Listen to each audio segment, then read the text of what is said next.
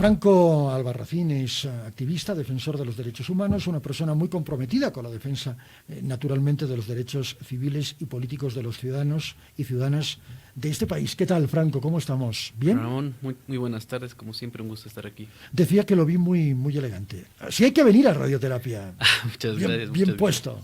Gracias. Sí, con gusto. ¿Verdad que sí? Claro un que sí. orgullo y un honor para nosotros tenerlo aquí. A ver, derechos reales. Era una institución viciada de corrupción, ineficiente, ineficaz, lo ha sido durante años. Luego se ha ido tecnologizando, Sí. ha ido mejorando en líneas generales, todo hay que decirlo, pero, claro, cuando ya el Estado dice que va a intervenir una institución de estas características que implica la propiedad privada de los ciudadanos, es ahí donde Derechos Humanos dice, vamos a ver, Estado, no resulte usted intervencionista porque está tocando una fibra muy sensible, que es A, la casa de uno, y B, el bolsillo de uno. Franco. Mira, derechos reales históricamente en el país ha sido un premio para aquellos políticos que se han portado bien en el transcurso de las campañas y aquellos políticos ¿Cómo es esto? que... Vamos. Si tú te das cuenta, los directores de derechos reales o los cargos altos de derechos reales siempre han constituido en distintos gobiernos como un premio, como un premio por haberse portado bien, por haber tomado una decisión, al igual que lo son las embajadas, si tú te das cuenta. Las embajadas, las representaciones diplomáticas en otros países, se los han dado a los ex magistrados que han viabilizado la reelección de Evo Morales, se los han dado a exministros que evidentemente han sido fieles con el partido de gobierno. Todo el mundo sabe que derechos reales tiene exactamente la misma figura. ¿Por qué? Porque históricamente ha estado plagado de corrupción, ha sido unido de corrupción, justamente porque ellos se encargan de administrar algo muy importante, que es, no solo en el país, sino en todas partes del mundo, que es la propiedad privada, la propiedad, la titulación, el título, el derecho propietario, ¿no? Entonces, derechos reales ha sido históricamente una repartija, un premio para aquellos que han sido fieles, para aquellos que se han portado bien con el partido de gobierno. Entonces, por eso que también ha sido una institución clave, pero como tú lo mencionabas, evidentemente antes sí estaba plagada de corrupción, la situación no ha mejorado mucho, pero sí en determinados... Ha mejorado sustancialmente a lo que era. A ver, hace 20 años aquello era un caos. Exactamente. Ahora ya... Pero yo diría que la mejora guarda relación con el aspecto burocrático, no en relación al aspecto corrupción, sino con el aspecto burocrático. Ahora, cuando tú mejoras el aspecto burocrático, evitas evidentemente que la corrupción empeore. Claro. Pero sigue habiendo corrupción en derechos reales, eso no es ninguna novedad. Derechos reales sigue siendo una institución bastante corrupta, sigue siendo una institución bastante cuestionada, pero la situación actual preocupa mucho porque evidentemente con el nuevo decreto emitido por el presidente Luis Arce, la situación podría empeorar al depender mucho más del órgano ejecutivo. Ojo, que una instancia sea de carácter administrativa no significa que no tenga que ser independiente. No significa que no tenga que guardar independencia de determinadas instituciones y órganos, pero sobre todo del ente administrativo o del mismo ejecutivo. Derechos reales tiene que ser una instancia independiente. Entonces, cuando tú emites un decreto para que ya dependa casi en un 100% del Ejecutivo, es ahí donde guarda este aspecto mucha preocupación, porque no solo le estamos dando a las autoridades, como el Ministerio de Justicia y la AGETIC, que en determinadas situaciones, como en el conflicto postelectoral del 2019 ha sido muy cuestionada, cuando tú le das a estas instituciones el control de derechos reales, una instancia demasiado importante, por razones lógicas vas a generar mucha susceptibilidad en la población. Entonces, ese es el primer punto. El segundo punto es el siguiente: es inconstitucional e inconvencional. Tú no, a través de un decreto no puedes regular un aspecto que está reconocido no solo en la Constitución, no solo en la ley, más arriba, no solo en la Constitución, mucho más arriba, no solo en tratados internacionales en materia de derechos humanos. Imagínate un decreto siendo superior que la Convención Americana sobre Derechos Humanos. El derecho a la propiedad privada está reconocido en la Convención Americana sobre Derechos Humanos, en el Pacto Internacional de Derechos Civiles y Políticos, instrumentos que son superiores en determinados casos y en determinadas situaciones a la Constitución y por lo general, a la ley. ¿Sabe qué es lo que pasa, Franco? Yo tengo la sensación de que el gobierno no comunica bien. Creo que tiene un problema de comunicación, el gobierno. Este gobierno de Luis Arce tiene un problema de comunicación.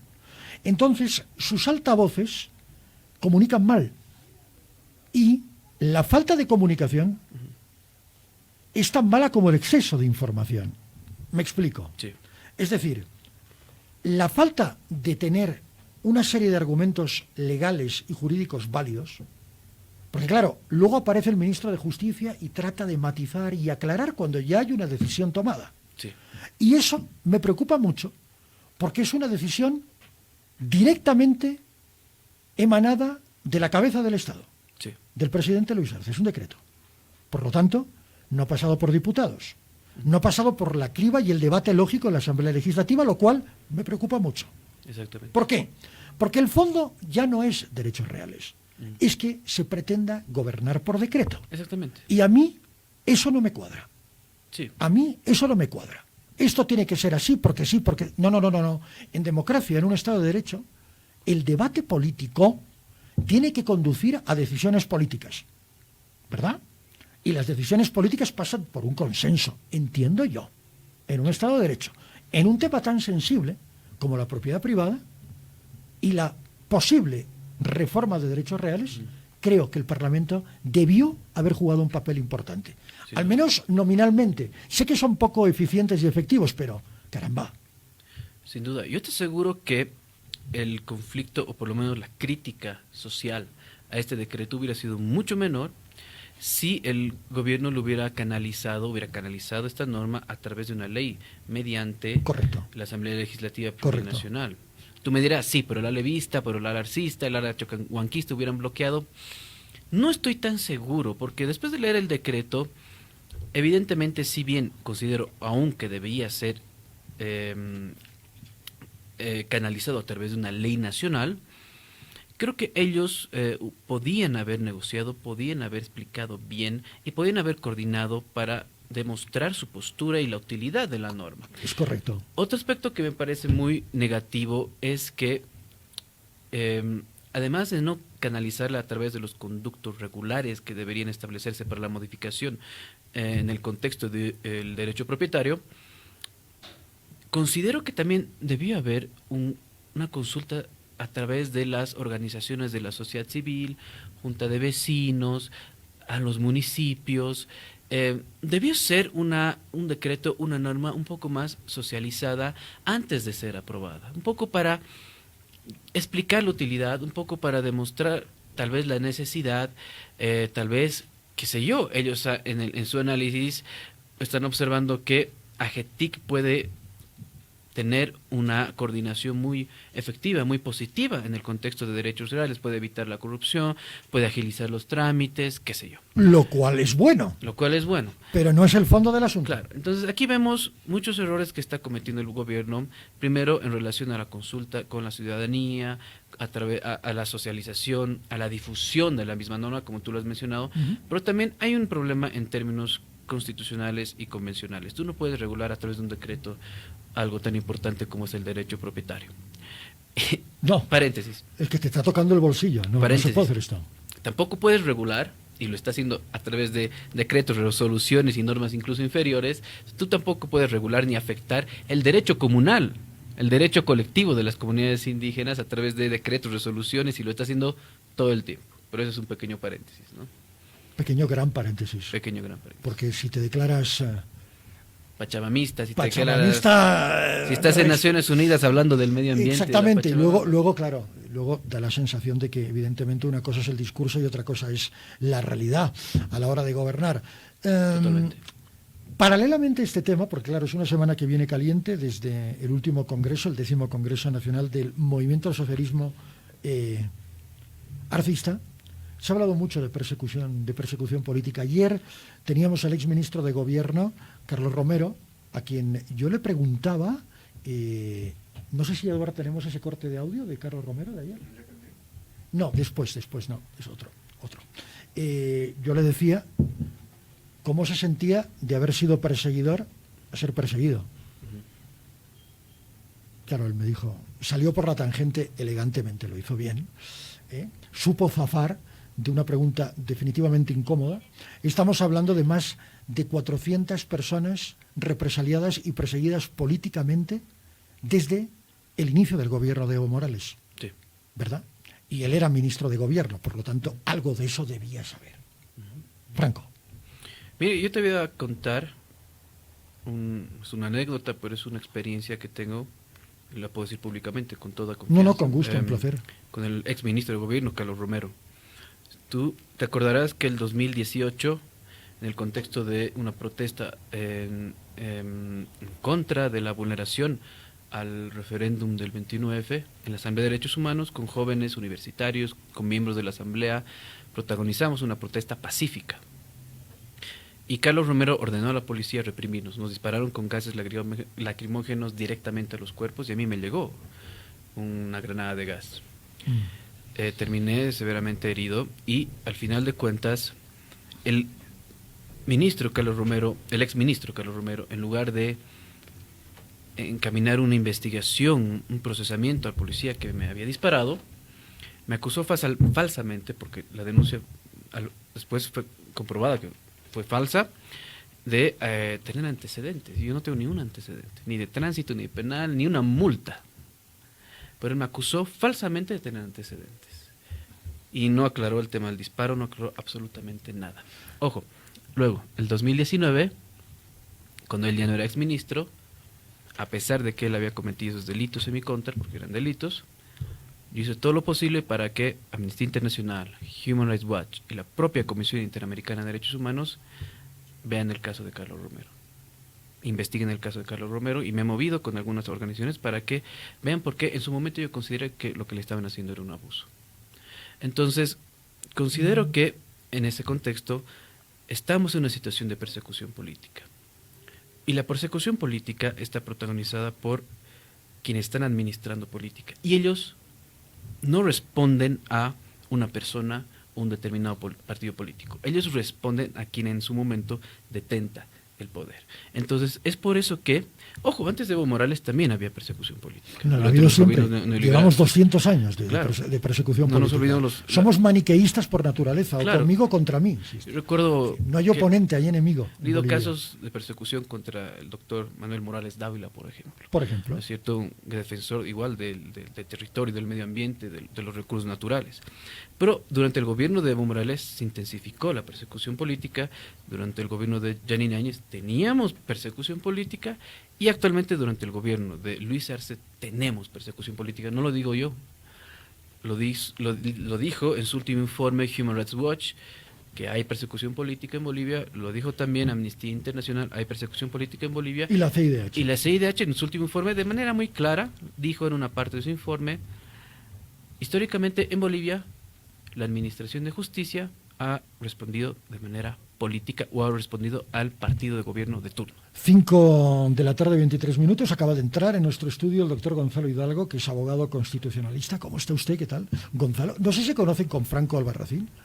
Claro, soy muy amigo de tu papá, Gonzalo Hidalgo.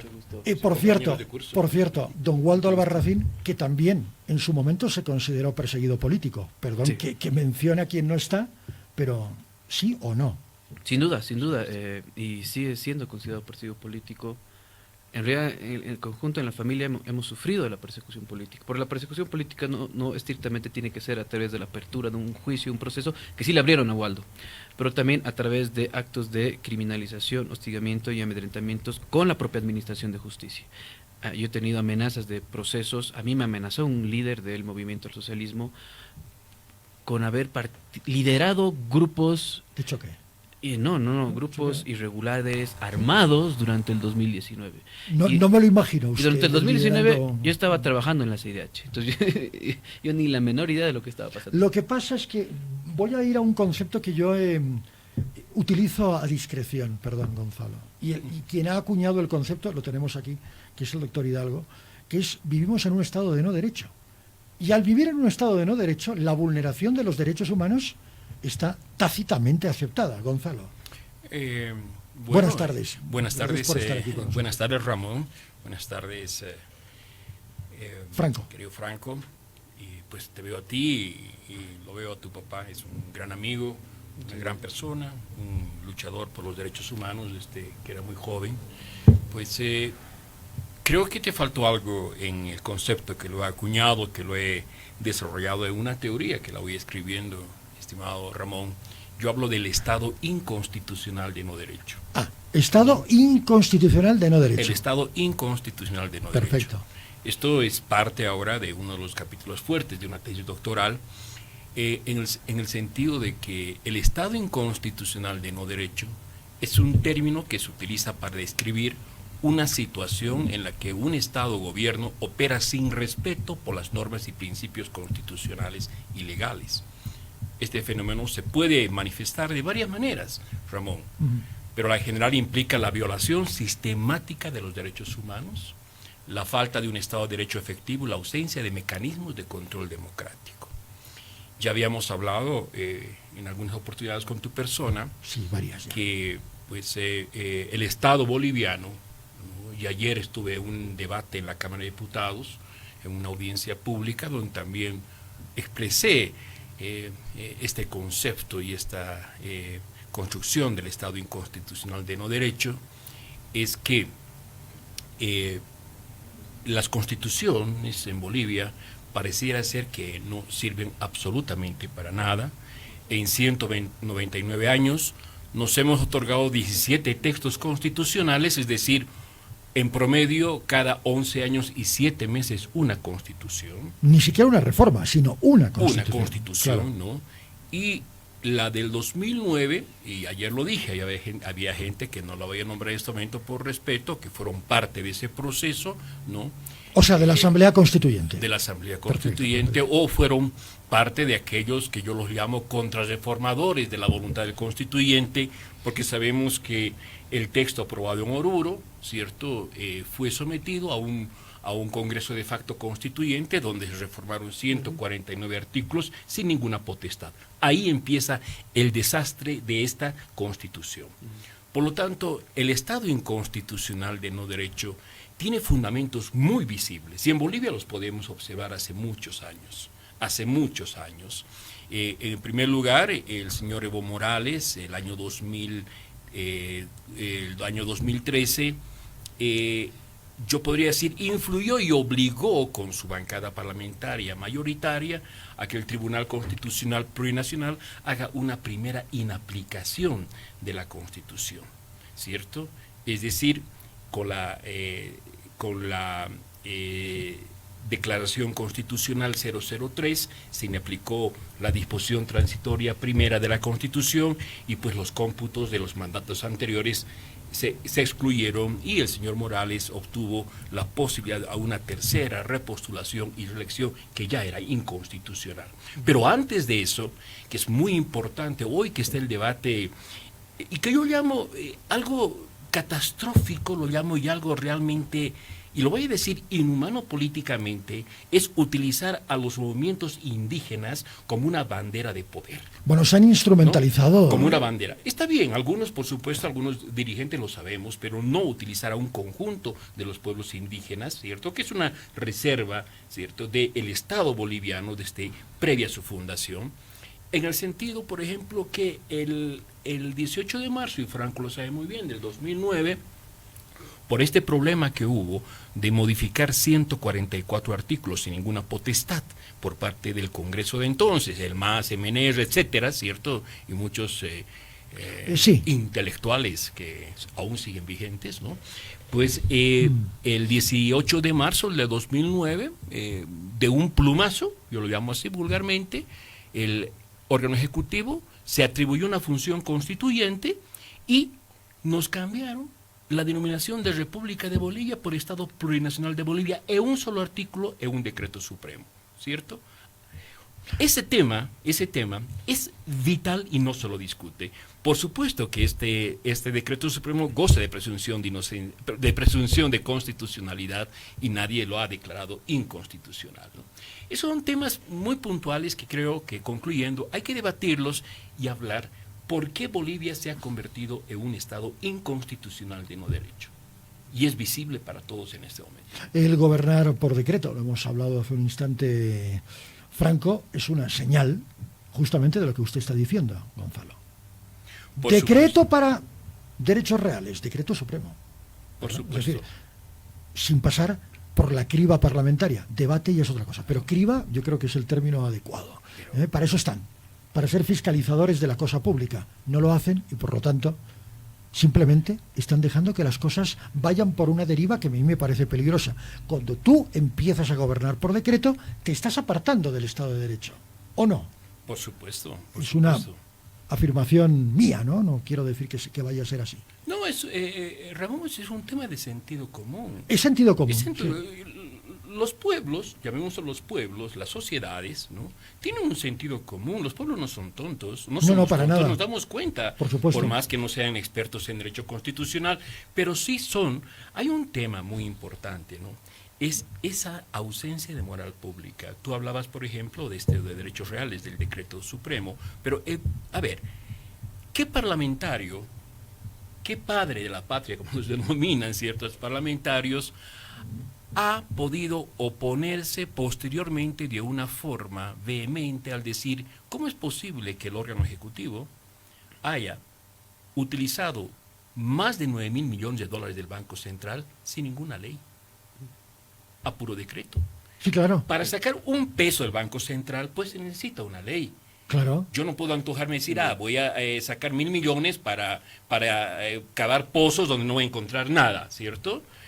Voy a prestarme dinero posiblemente para pagar los sueldos públicos, porque mira, ayer lo decía, porque hay unas ideas de hacer reformas parciales a la Constitución, que yo no estoy de acuerdo. Yo creo que hay que hacer una reforma total de la Constitución, se debe convocar a una nueva Asamblea Constituyente, pero que esta Asamblea Constituyente tenga otras características que el fracaso anterior, ¿no? Por lo tanto, yo pienso que Bolivia en este momento está en un embudo, ¿cierto?, por una ausencia de moral pública, por supuesto, y esta ausencia de moral pública ha generado una indiferencia y también una decepción por parte de la población. Entonces, es la sociedad civil la que debería reaccionar. Yo sigo pensando que una de las alternativas más claras y válidas, políticamente hablando, fueron las plataformas del 21F, creo yo. Y que todo aquello fue instrumentalizado políticamente por los políticos tradicionales, porque ya sabemos quiénes son, y todo aquello quedó en nada. Es decir, la indignación ciudadana ha sido casi imposible de canalizar. Y como bien dice Gonzalo, solamente se ha capitalizado el interés de instrumentalizar a los pueblos indígenas con un fin, en este caso, eminentemente político, que es certificar el gobierno y el poder omnímodo del movimiento socialismo. Franco. El problema actual, y señalo que estoy completamente de acuerdo con el doctor Hidalgo, que estamos en un contexto bastante difícil, donde el Estado de Derecho se encuentra en crisis, pero una de las problemáticas principales radica en que se ha vuelto imposible hoy en día en el país canalizar los conflictos, las discusiones, las problemáticas a través de conductos regulares relacionados ya sea con la administración de justicia o con la administración vías del democráticas, hay que propio Estado, decirlo. o las vías democráticas. Claro. ¿Por qué? Porque el Estado durante los últimos años, el gobierno o los últimos gobiernos se han encargado de destruir toda institucionalidad democrática capaz de canalizar los conflictos o capaz de canalizar el sentir de la población. Entonces, esto deriva sí o sí en conflictos sociales, deriva sí o sí en el malestar de la población, deriva sí o sí en el quiebre, el daño al tejido social. Y esto es por eso que tenemos polarización, es por eso que tenemos conflictividad, es por eso que tenemos impunidad. No solo de las instituciones principales que canalizan los conflictos o las problemáticas en un estado, en un territorio, como es la administración de justicia, sino toda institucionalidad de derechos humanos que en el pasado se encargaba justamente de canalizar los conflictos, de traer al gobierno y de juntar al gobierno con la COP, de juntar al gobierno con la CONAMAC, de juntar al gobierno, podría ser en un determinado caso con la sociedad civil, con las plataformas, con las organizaciones sociales. ¿Sabe quién lo hacía esto? Y muy bien. La Iglesia Católica, en su momento, perdón. Claro, pero no solo la Iglesia Católica. No, cuando Ana María Romero fue defensora del pueblo, también se convirtió en un agente válido, creíble y representativo de la sociedad civil ante el Estado. Sí, Creo. pero había toda una institucionalidad de organizaciones independientes de la sociedad civil, la Iglesia, Por que ejemplo, se encargaban de canalizar el conflicto del país. La propia Asamblea de Derechos Humanos en su momento también histórica. era un actor principal para canalizar la conflictividad. Sí. Pero el gobierno durante los últimos años se ha encargado de destruir, cooptar, a través del hostigamiento, la amenaza y el paralelismo, toda institucionalidad capaz de canalizar los conflictos. Esto pasó incluso con las organizaciones indígenas. La CONAMAC ha sido tomada, capturada, perseguida. Persecución política en la CONAMAC, y ahorita tenemos una CONAMAC, 3 CONAMACs creo, y una afín al gobierno. Correcto. Lo propio con la CIDOP. Lo propio con la Asamblea Permanente de Derechos Humanos, y a través de otros mecanismos han cooptado la Defensoría del Pueblo y a través de... Es que se han inventado un subterfugio que se llama Pacto de Unidad, Sí. ¿verdad? Es decir, aquello, este es el Pacto de Unidad, la representación del pueblo. La pregunta es, ¿qué pueblo, Gonzalo? ¿Qué pueblo? ¿A qué pueblo representa el Pacto de Unidad? Si tú, si, Sí, Franco, si tú Franco te y das- Gonzalo. si tú te das Lanzado cuenta, ahí en los últimos la conflictos piedra. en Santa Cruz, el propio conflicto del año 2019, ¿quién gozaba de legitimidad, credibilidad ante el Estado y ante el sector en conflicto para decirles, oigan, vengan, siéntense, hablemos y dialoguemos? Nadie, porque el Correcto. Estado se ha encargado de destruir a estos actores y apagó el plato el 2019, porque no había nadie quien siente a los sectores en conflicto. Gonzalo. Mira, yo creo que las consecuencias del Estado inconstitucional de no derecho, uno es la inestabilidad política, segundo es violencia y represión, y tercero es corrupción. ¿Ya? Entonces, cuando Franco se refiere a la institucionalidad, estoy de acuerdo con él, pero es importante de hablar de la institucionalidad constitucional como fundamento del sistema democrático. Fíjate que cuando Ramón se refiere a este pacto de unidad, ¿cierto? Ese es un pacto, por supuesto, político, corporativo, pero es una especie de una sociedad SRL o anónima con el gobierno de turno. No nos olvidemos que ese pacto de unidad estuvo con Evo Morales, estuvo, ¿cierto?, con Yanine Áñez y ahora está con Luis Arce Catacora. Es decir, es convenenciero, en términos populares. Es decir, yo personalmente considero que ese pacto de unidad es el eje de corrupción moral y corrupción política en el Estado boliviano. Porque utilizan, ¿cierto?, la bandera, entre comillas, sobre todo del indigenismo y de los trabajadores. A ver, el señor Huarachi, creo que es, ¿cierto?, de la COP. Bernardo. No, Bernardo no es Bernardo. Gustavo. Gustavo. Bernardo Ya, es un pero alpinista. creo que apellida Huarachi. Sí, sí, creo, Huarachi. Huarachi, sí. me interesa. Bernardo. Bueno, ¿Vieron la papeleta de pago? 39,000 bolivianos. yo la O quiero. sea, es decir, que gana más que el presidente del Estado boliviano. Y eso que se ha aumentado el sueldo. Ok, ¿cierto? Entonces, el tema de la institucionalidad constitucional, y esto es muy importante, Batilo Franco, como fundamento del sistema democrático, porque la gente en este momento reclama mucho, no hay democracia. Yo digo que hay democracia en Bolivia, la democracia formal existe. Elegimos presidente de Junta de Vecinos de Barrio, elegimos presidente de la Federación de Fútbol, presidente, diputados. Pero si me preguntan si en Bolivia existe un sistema democrático, mi respuesta es no. El sistema democrático está quebrado en Bolivia por consecuencia de las contrarreformas constitucionales que el guardián de la Constitución, el Tribunal Constitucional Plurinacional, ha realizado. Hasta el momento son 9 detectadas contrarreformas constitucionales. Sí.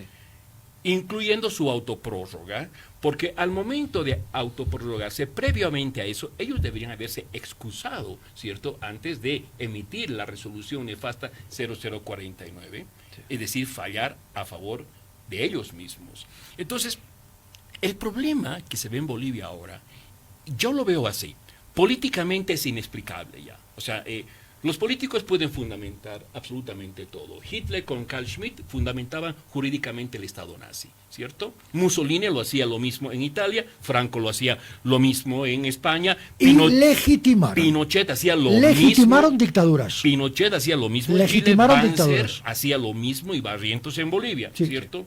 Y sí. hoy es una pena que en Bolivia un pacto de unidad y los que se llaman ser demócratas estén legitimando sistemas autoritarios, arbitrarios y dictatoriales. Ese es el nombre, no hay otro nombre. Porque si yo pienso diferente o tú piensas diferente, vas a correr la suerte de tu padre, ¿cierto?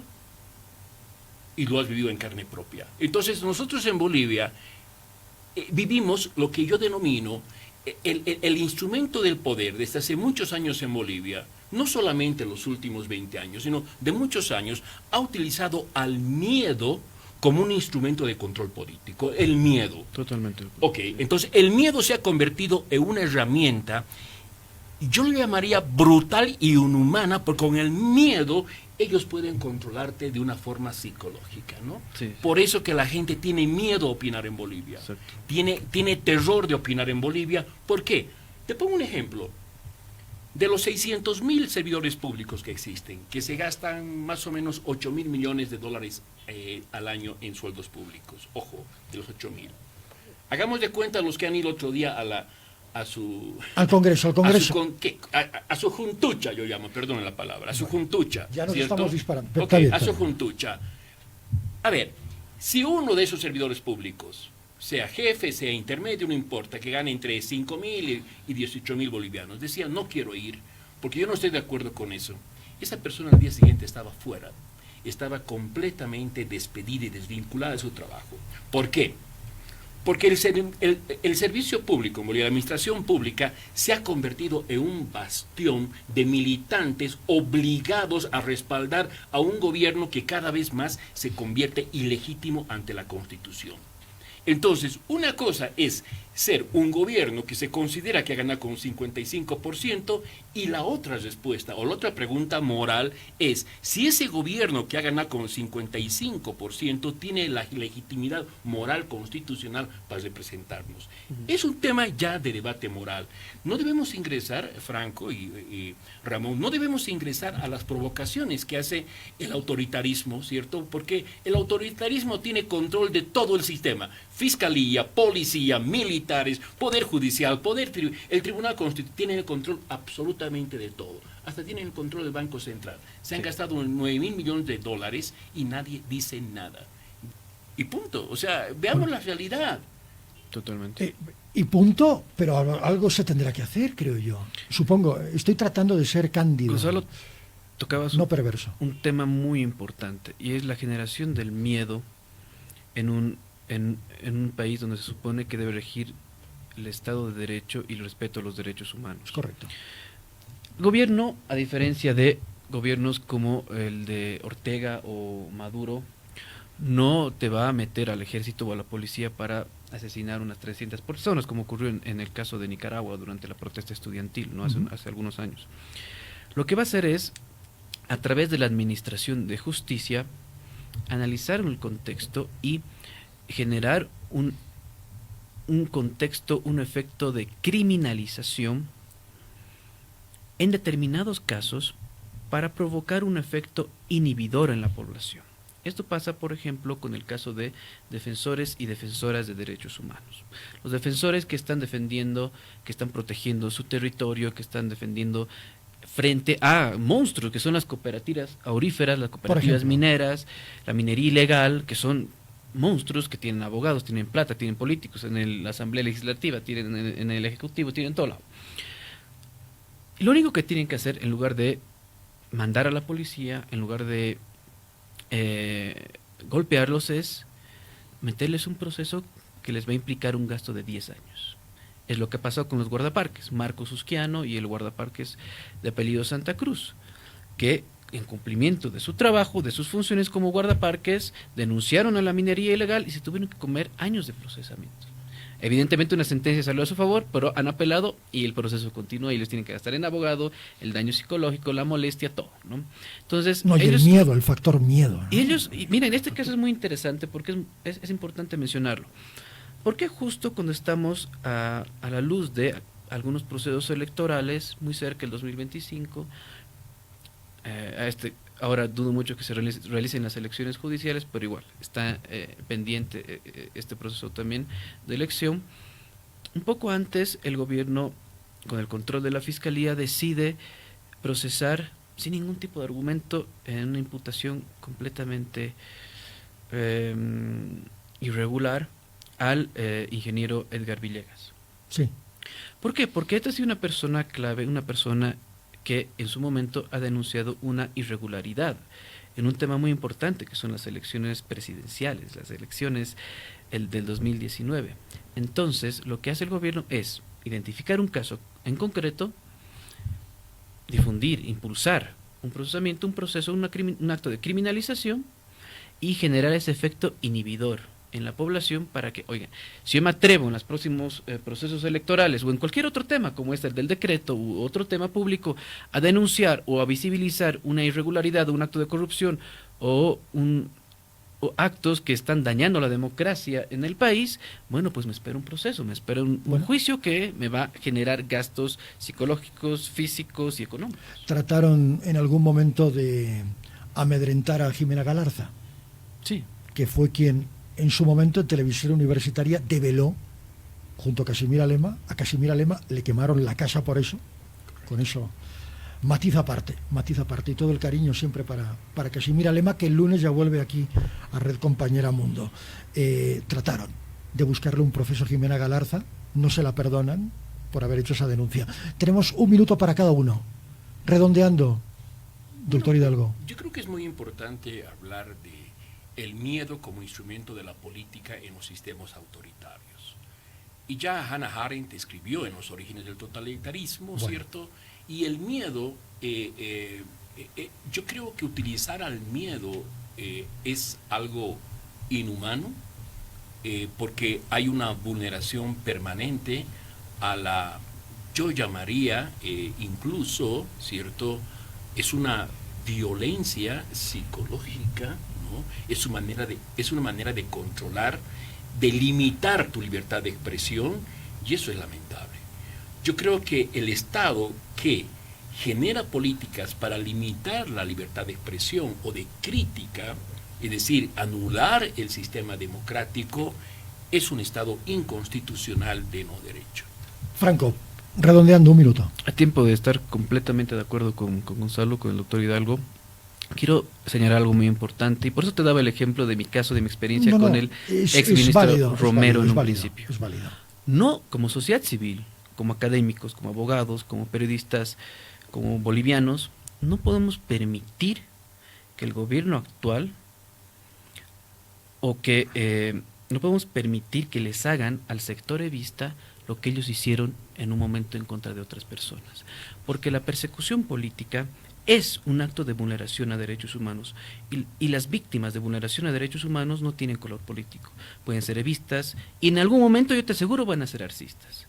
Pueden ser de derecha, pueden ser de izquierda, pueden ser de arriba, abajo, ver todo lo que quieres. Entonces nosotros como sociedad civil, si queremos una democracia y si creemos en el respeto a los derechos humanos, más allá si son evistas, arcistas o todo lo que tú quieras, debemos denunciar la persecución política. Tú no tienes rival político, no tienes oponente, menos opositor, tú lo que tienes es un enemigo, ¿verdad? Esa es la realidad. Cuando tú entiendes la política de unos contra otros, el manicaísmo conmigo o contra mí, entonces no estás haciendo democracia. La democracia se construye, es una construcción global, colectiva, donde los partidos políticos de oposición y de oficialismo y de oposición, comulgan con la sociedad civil para normar, para gobernar, para desarrollar políticas públicas que vayan en beneficio del conjunto de la sociedad. Cuando esto no sucede, tú tienes enemigos, y al enemigo, dicen algunos, ni agua.